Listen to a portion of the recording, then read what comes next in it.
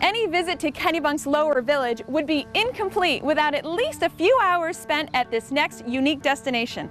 It's called Snug Harbor Farm, and to say that it's a magical escape really doesn't even begin to scratch the surface.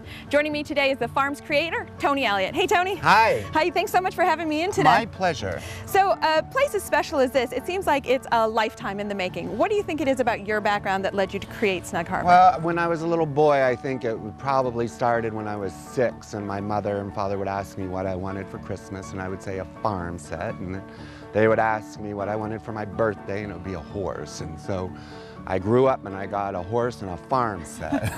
I would say you got much more than that here.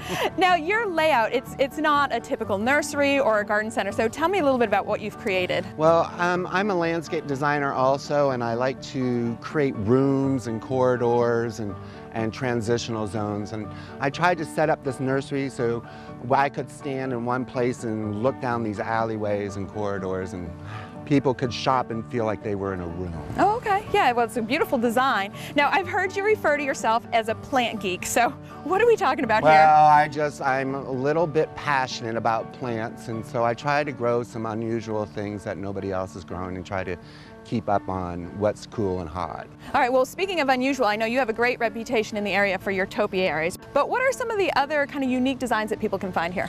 Well, I think a lot of our annuals are really unusual. We can grow some pretty cool perennials, and then our trees and shrubs are different. I mean, our card says plants for connoisseurs, so if you're a plant geek, you'll fit right in here. Yep.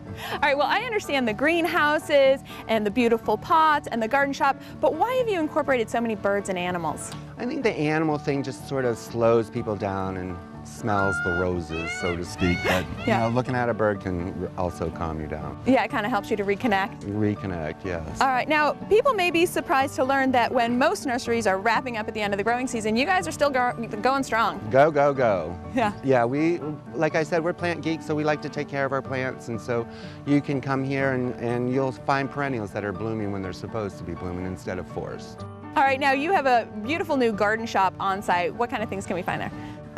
Things for the garden and things for the home. It's an eclectic mix of stuff.